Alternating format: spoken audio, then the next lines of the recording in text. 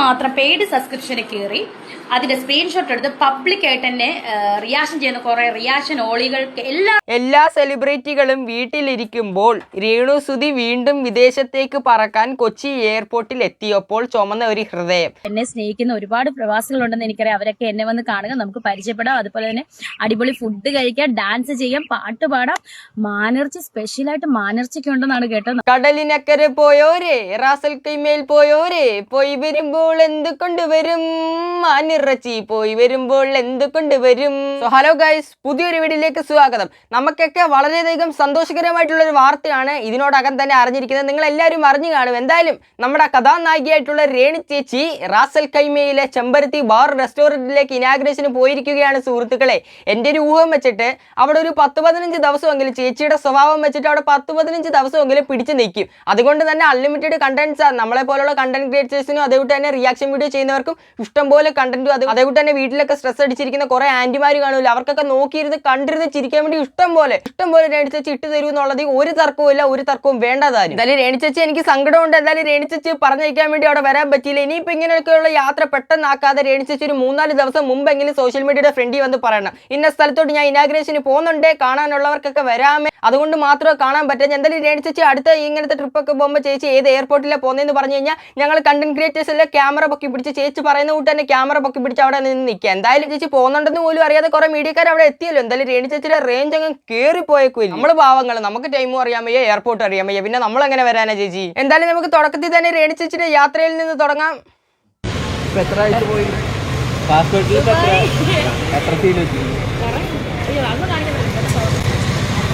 അതൊന്നും കാണിക്കാൻ പറ്റത്തില്ല. നിങ്ങൾ അതൊന്നും ചോദിക്കില്ല, അതൊന്നും കാണിക്കാൻ ഒക്കത്തില്ല.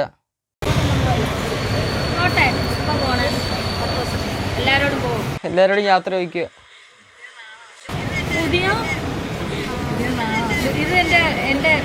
എന്തായാലും കൊള്ളാം ചേച്ചി. നമ്മുടെ അടുത്തൊന്നും യാത്ര ചോദിച്ചില്ലല്ലോ ചേച്ചി. നമ്മുടെ അടുത്ത് സമയവും പറഞ്ഞില്ല, മുഹൂർത്തവും പറഞ്ഞില്ല, ചേച്ചി ഏത് എയർപോർട്ടിലാണ് കയറുന്നതെന്നും പറഞ്ഞില്ല. പെട്ടെന്ന് ഒരു ദിവസം അങ്ങോട്ട് വന്നിട്ട് എയർപോർട്ടിൽ നിന്ന് ആൾക്കാർ മീഡിയക്കാരെല്ലാം കൂടെ എടുത്ത് വീഡിയോ ഇട്ടപ്പോഴാണ് നമ്മൾ തന്നെ അറിയുന്നത് ചേച്ചി അങ്ങനെ റാസൽ കൈമയിലോട്ട് പോകാമെന്ന്. പണ്ടം കണ്ട് ഇടയ്ക്ക് വെച്ച് ചേച്ചി പറഞ്ഞിട്ടുണ്ടായിരുന്നു ഇന്ന രീതി ഞാൻ റാസൽ കൈമയിലോട്ട് പോകുന്നു. പക്ഷേ മുന്നറിയിപ്പൊന്നും തരാതെ ചേച്ചി ഇപ്പോൾ ഈ ഒരു യാത്ര ഇറങ്ങി തിരിച്ചേക്കുന്നു. എന്തായാലും മുന്നറിയിപ്പൊന്നും തന്നില്ലെങ്കിലും ഞങ്ങൾ റിയാക്ഷൻ ചാനൽസിനെ ചേച്ചി ഒഴിവാക്കിയെങ്കിലും ഞങ്ങൾക്ക് അങ്ങനെ ഒഴിവാക്കാൻ പറ്റുമോ ചേച്ചി? പറ ചേച്ചി.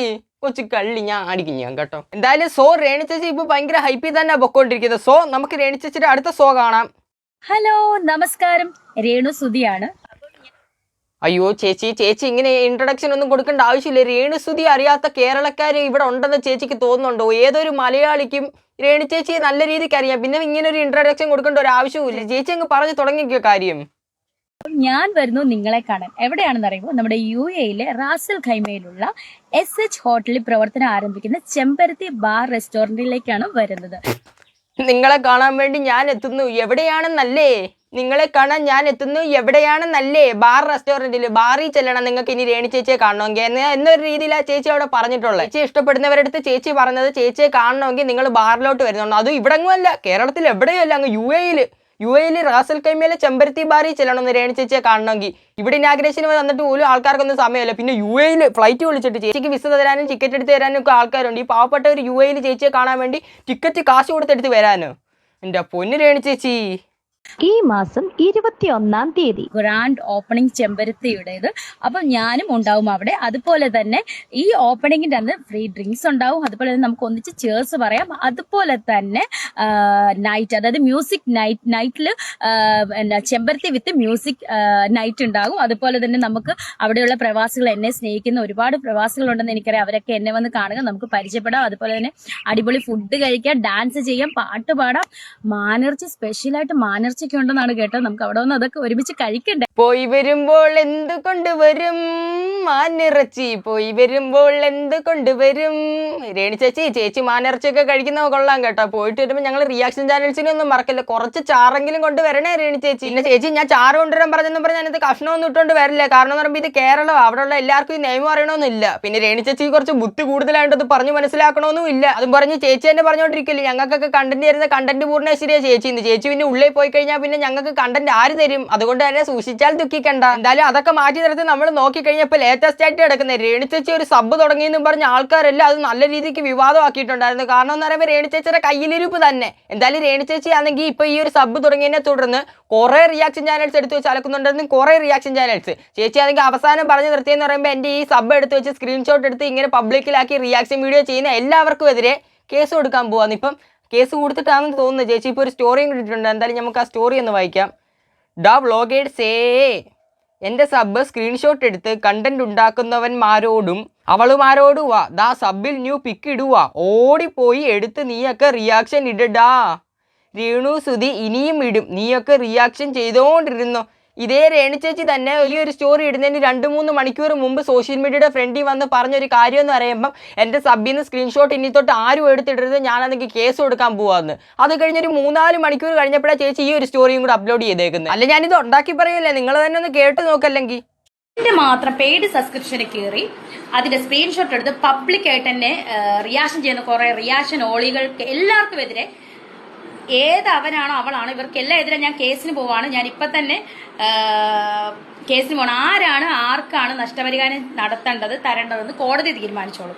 മനസ്സിലായി? ഏതെങ്കിലും സെലിബ്രിറ്റിയുടെ പെയ്ഡ് സബ്സ്ക്രിപ്ഷൻ എടുത്തിട്ട് ഈ സ്ക്രീൻഷോട്ട് എടുക്കുന്ന ഏതെങ്കിലും സെലിബ്രിറ്റിയുടെ നിങ്ങൾ സ്ക്രീൻഷോട്ട് എടുക്കുമെന്ന് രേണു ചേച്ചി സ്വന്തമായിട്ട് അങ്ങ് സെലിബ്രിറ്റി എന്നാ പറയുന്നത്.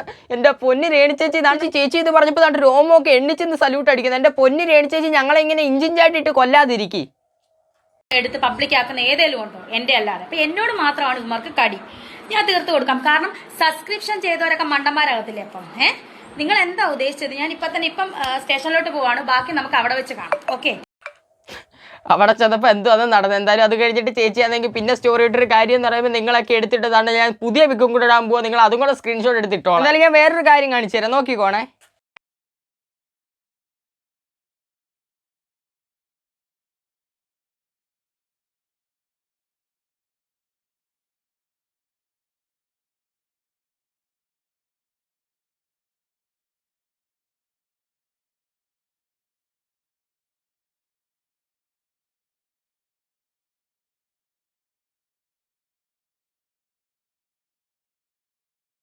ഈ വീഡിയോ ഞാൻ ശ്രദ്ധിച്ചതിനേക്കാളും കൂടുതലായിട്ട് ഞാൻ ശ്രദ്ധിച്ച ആ വീഡിയോയുടെ ക്യാപ്ഷൻ നിങ്ങളൊന്ന് ശ്രദ്ധിച്ചോണേ. ഞാൻ താഴെ കൊടുത്തിട്ടുണ്ട്. എല്ലാ സെലിബ്രിറ്റികളും വീട്ടിലിരിക്കുമ്പോൾ രേണു സുധി വീണ്ടും വിദേശത്തേക്ക് പറക്കാൻ കൊച്ചി എയർപോർട്ടിൽ എത്തിയപ്പോൾ ചുമന്ന ഒരു ഹൃദയം. അപ്പം ഞാൻ ഒന്ന് ചോദിച്ചോട്ടെ, ഈ സെലിബ്രിറ്റികളെല്ലാം വീട്ടിൽ കുത്തിയിരിക്കുന്നെന്ന് നിങ്ങൾ പറയുന്നുണ്ടല്ലേ, ചേച്ചിയുടെ പോക്ക് കണ്ടിട്ട് ചേച്ചി ഇനി ആ ബാർ ഇനാഗ്രേഷന് പോവാന്നോ അതോ ബാർ ഇങ്ങോട്ട് കൊണ്ടുവരാൻ പോവാന്നോ? അല്ല, എനിക്ക് മനസ്സിലാവുന്നില്ല. പോക്ക് കണ്ടു കഴിഞ്ഞാൽ വലിയ ഏതാണ്ട് മാൾ ഇനാഗ്രേഷന് പോകുന്ന രീതിയാണ്, ബാറിലല്ലേ ഇനാഗ്രേഷന് പോകുന്നത്. സോ എന്തായാലും പോയിട്ട് വാ കൊച്ചുകളിൽ. ഞങ്ങൾ എല്ലാവരും ഇവിടെ തന്നെ വെയിറ്റിംഗ് ആയിട്ട് തന്നെ ഇരിപ്പുണ്ട് കേട്ടോ. ഞങ്ങളെല്ലാവരും ഓർക്കണേ രേണു ചേച്ചി അവിടെ പോയെന്നും പറഞ്ഞ് സോ ഞങ്ങളെ മറന്നു കളയല്ലേ. എന്തായാലും ഞാൻ ആദ്യമേ പറഞ്ഞു കൂട്ടി തന്നെ, കടലിനക്കരെ പോയോരേ റസൽ കൈമേൽ പോയോരേ പോയി വരുമ്പോൾ എന്ത് കൊണ്ടുവരും, മാനിറച്ചി പോയി വരുമ്പോൾ എന്ത് കൊണ്ടുവരും. ഈ വിവാദങ്ങൾക്കൊക്കെ ഇരയായ സബ്സ്ക്രിപ്ഷനെ കുറിച്ച് രേണു ചേച്ചിക്ക് എന്താണ് പറയാനുള്ളത്? നമുക്ക് അതും കൂടെ ഒന്ന് കേൾക്കാം.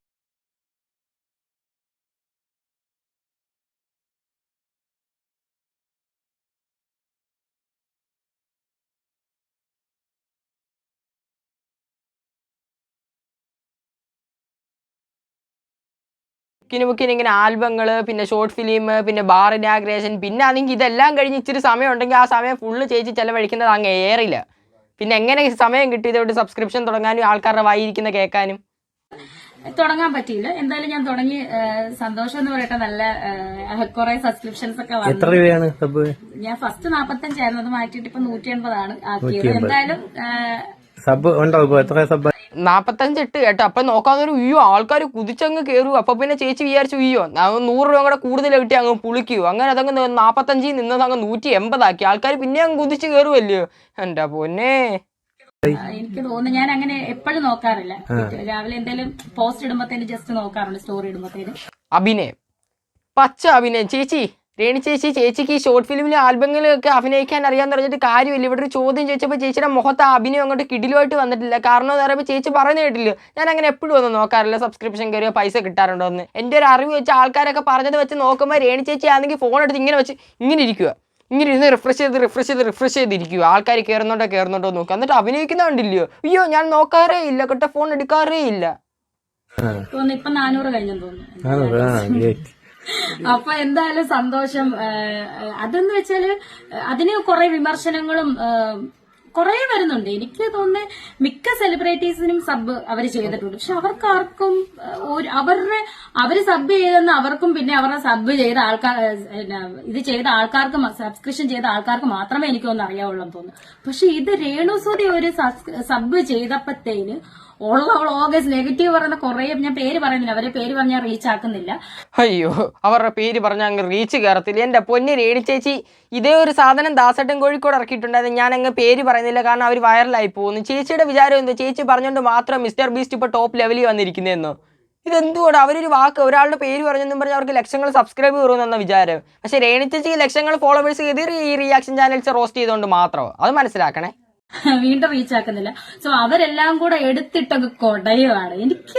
എനിക്ക് മാത്രം ഒന്നും പറ്റില്ല. അങ്ങനെ ഒരു കാര്യം, ഇവരാരും എന്നെ എല്ലാ മാസവും കൊണ്ട് ഇവർ കൊണ്ട് പൈസ തരട്ടെ. നമ്മളെല്ലാരും ജീവിക്കുന്ന പണം ഉണ്ടാക്കാനാണല്ലോ. എന്ന് പറഞ്ഞാൽ പണം മാത്രം ഉണ്ടാക്കാനല്ല, നമുക്ക് കുറച്ച് ബന്ധങ്ങളും കാര്യങ്ങളും ഒക്കെ ഉണ്ടെങ്കിൽ പോലും നമുക്ക് എന്തിനും അടിസ്ഥാനം പണമാണ്, പൈസയാണ്. അപ്പം ഏത് മാർഗേന എന്നല്ല, നമ്മൾ നല്ല കാര്യങ്ങളിലൂടെ തന്നെ. ഇപ്പൊ എനിക്കത് തെറ്റായിട്ടൊന്നും എനിക്ക് തോന്നുന്നില്ല. മിക്ക സെലിബ്രിറ്റീസും സബ്സ്ക്രിപ്ഷൻ ചെയ്യുന്നതുമാണ്, അവർ പൈസ ഉണ്ടാക്കുന്നതാണ്. നമ്മൾ എന്തായാലും ഞാൻ വലിയ സംഭവം ആവുന്നൊന്നുമല്ല, ഞാൻ ജസ്റ്റ് ചെയ്തു. ഒരുപാട് ആള് വരുമെന്ന് ഉദ്ദേശം ഒന്നുമല്ല ചെയ്തത്.